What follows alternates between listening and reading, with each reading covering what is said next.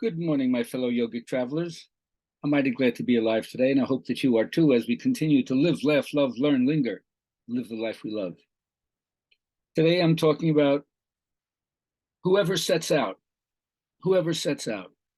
So, whoever sets out to purify themselves, to work on themselves, they're assisted from above.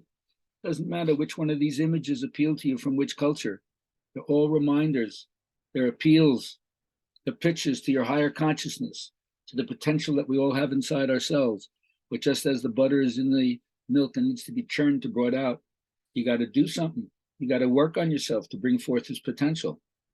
Now, problem is that we're all eclipsed by the follies of the world, the entertainment, the infotainment that's rampant in our culture to get you to be a consumer.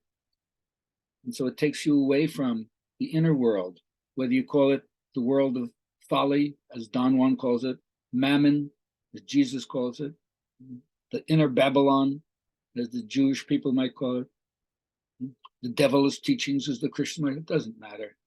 But you get hooked by that, distracted by that.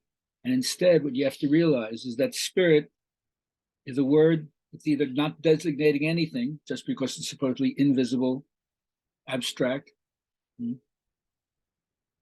But if it's anything, it's at least as real as anything we see in front of us. So fly in the spirit or listen to the follies of the world. As Albert would say, reality is merely illusion, albeit a very persistent one. Also, I like pie. Anyway, it's a modern assumption that objective reality is physical reality, and that's what equals the real. There are other forces that we see, that we can't see, that we measure. We see their effects. We try to draw a model about what the mystery of it all is. And then when we get down to the quantum level, packets of information that transcend space and time, what is reality?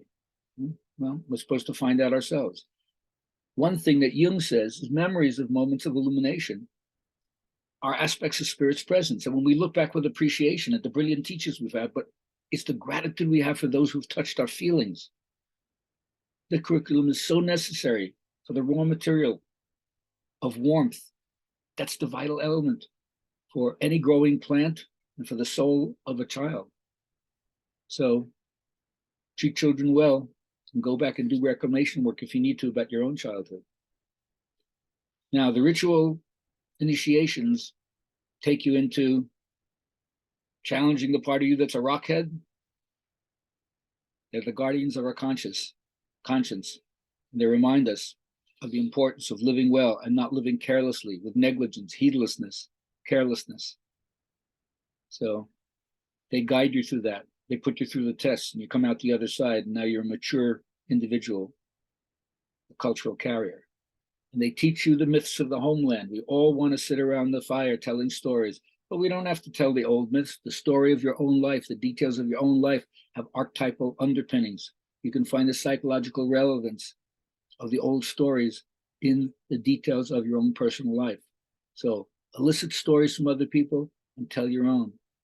But when you do this, you're going to be annihilating some of those old bad ideas. You're going to enter that restricted zone, the zone of magnified power, as they say in the hero's journey. But this is the way of transformation. And then the important thing is to liberate yourself from all these forms of social conditioning so you can be your own meta-programmer. You can create the reality with the power that you have. So you liberate yourself from race, family, tribe, culture, the state, morality, as pushed on us by religion or politics, to be the free individual. Thanks, but I gotta go. We're all fighting that battle against the repressive forces.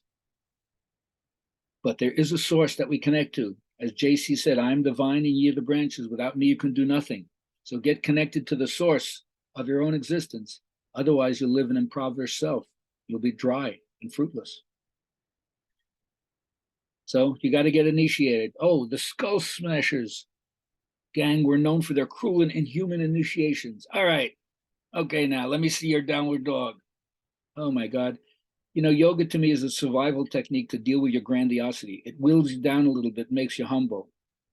And if you take the test, whether you fail or not, but you gave it your best effort, because nothing's going to satisfy your inner hunger as giving out all the one with the juice behind it. And only you know what that is if you don't hold back. That ultimately leads you to challenging your own narcissistic grandiosity. A narcissist will use the phrase, get over it, because to them, your concerns are trivial. It's not about them. And if it's not about them, they're not interested. So the ultimate to understand is this, the narcissist test. Step one, take a moment to think about yourself. Step two, if you made it to step two, you are not a narcissist. I hope you all learn what healthy narcissism is so you can strut your stuff, because the world needs your inspiration and even the stories that you have about things that don't go well. So both the peaks of inspiration and the valleys of despair, we're here to share it all with each other.